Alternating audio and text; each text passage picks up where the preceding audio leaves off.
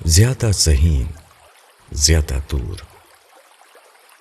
انسانوں میں فطری طور پر کچھ لوگ زیادہ ذہین ہوتے ہیں اور کچھ لوگ کم ذہین۔ پوری تاریخ کا یہ تجربہ ہے کہ زیادہ ذہین لوگوں میں بہت کم ایسے افراد ہوتے ہیں جو خدا کے دین کی طرف راغب ہوں۔ یہ ایک واقعہ ہے کہ ہر زمانے میں صرف کم تر ذہانت کے لوگ اپنے آپ کو دینی کام میں لگاتے ہیں۔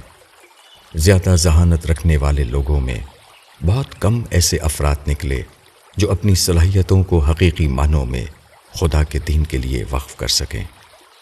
ایسا کیوں ہے؟ اس کا سبب وہی ہے جس کو قرآن میں حب عاجلہ کہا گیا ہے۔ القیامہ آیت 20، یعنی فوری فائدہ، امیجیٹ گین کی کشش۔ زیادہ ذہین لوگ بہت جلد منی مارکیٹ میں اپنے لیے ایک نفع بخش جاب پا لیتے ہیں، جبکہ دینی کام کا فائدہ آخرت سے جڑا ہوا ہے۔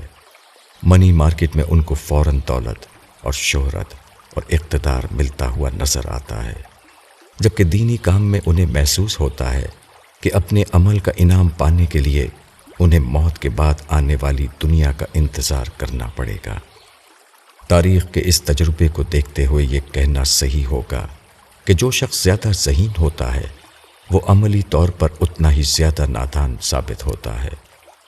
ایسے افراد وقتی فائدے کے خاطر ابدی فائدے کو نظر انداز کر دیتے ہیں۔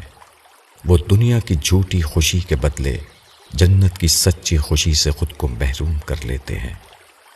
زیادہ ذہین آدمی کی ایک کمزوری یہ ہے کہ وہ انانیت پسند یعنی ایگوئسٹ ہوتا ہے، اور دینی کام میں انانیت پسندی کے لیے کوئی جگہ نہیں۔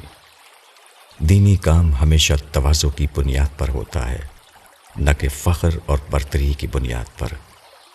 زیادہ ذہین لوگ اپنی انا کو کچل نہیں پاتے، اس لیے وہ دینی کام سے اپنے آپ کو ہم آہنگ نہیں کر پاتے۔ دینی کام دراصل خدائی کام ہے۔ دینی کام وہی لوگ کر سکتے ہیں جو خدا کے مقابلے میں اپنے آپ کو پوری طرح سرنڈر کیے ہوئے ہوں۔ اس مزاج میں ادنا کمی بھی کسی آدمی کو دینی کام کے لیے نااہل یعنی انکمپیٹنٹ بنا دیتی ہے۔